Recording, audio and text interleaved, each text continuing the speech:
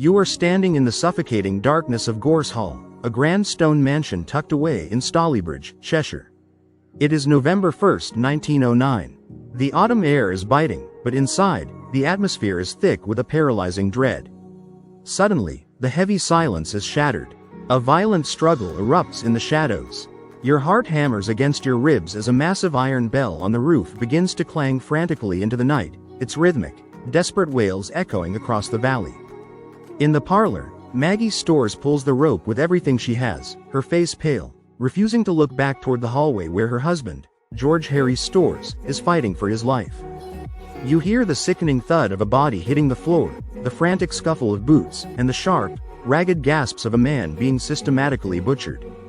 The police are supposed to be watching the house. They are supposed to be patrolling the grounds.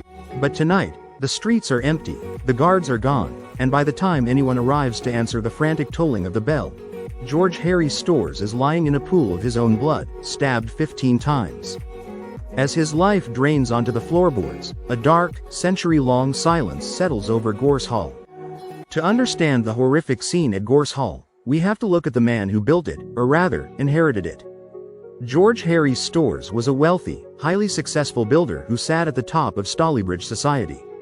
On the surface, his life was enviable. He lived in a sprawling mansion with his wife, Maggie. But local gossip painted a different picture. A cold, childless, and loveless marriage that created deep friction within the family, particularly with his older brother, James.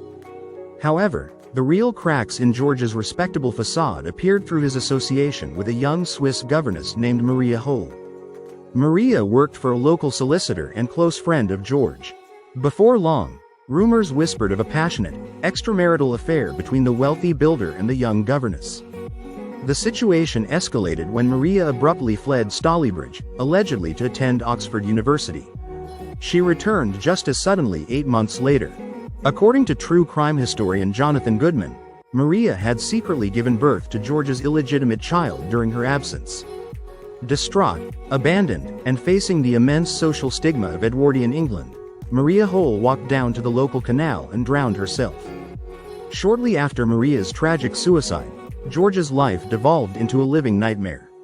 He began receiving a torrent of anonymous, deeply threatening letters. It was clear that someone knew about the affair, knew about the baby, and blamed George entirely for Maria's death. Terrified of a public scandal and fearing for his life, George could only confide in one person, his fiercely loyal servant, James Worrell. Then, the psychological warfare turned physical. Gorse Hall was subjected to a bizarre first attack. A figure approached the mansion and thrust a gun barrel straight through a window. Curiously, no shots were fired. Investigators later theorized that this initial, burlesque, attack was actually staged by George himself, executed by his servant Worrell, strictly to force the local police to take the anonymous threats seriously. It worked. The police initiated regular patrols of the estate, and George had a massive alarm bell installed on the roof to summon help in case of emergency. But George, paranoid and anxious, decided to test the bell one night, triggering a false alarm that infuriated the local constabulary and exhausted their goodwill. When the real killer arrived on November 1st, the police were preoccupied guarding buildings ahead of the upcoming January 1910 general election. The bell rang out again, but this time, no one hurried to save George Harry Storrs. The aftermath of the murder unleashed chaos upon Stalybridge, resulting in 2 high-profile trials, yet both concluded without a conviction. The aftermath of the murder unleashed utter chaos upon Stalybridge, resulting in 2 high-profile trials and a web of prime suspects, yet every lead eventually went cold. The first person to stand trial was George's cousin, Cornelius Howard. Cornelius was well known to the family as a petty thief who shared a mutual dislike with George. He had no solid alibi for the night of the crime, making him an immediate target for investigators. When his trial fell through, suspicion shifted to a local man named Mark Wilde. Wilde was prone to extreme mood swings and violent outbursts, which investigators suspected may have been caused by advanced syphilis, and he already had a conviction for a violent offense. Remarkably, both Howard and Wilde were defended by the same talented barrister, Edward Nelson, and both were ultimately acquitted by their juries, with Wilde heavily shielded by a strong alibi provided by his mother. Outside of the courtroom, the estate's faithful servant, James Worrell, remained one of the case's most tragic enigmas. Worrell was the only person George trusted with his secrets, and he had actively helped his employer stage the bizarre first gun barrel attack to alert the police. However, the immense pressure of the investigation took a devastating toll, and Worrell committed suicide by hanging shortly after George's burial, taking whatever else he knew to the grave. The most chilling breakthrough came a century later. In 2010, local historian Barry Sullivan linked the Gorse Hall mystery to a traveling carter named Alfred Derrick. Just months after George's death, Derrick brutally murdered his own lover, Hannah Etchells.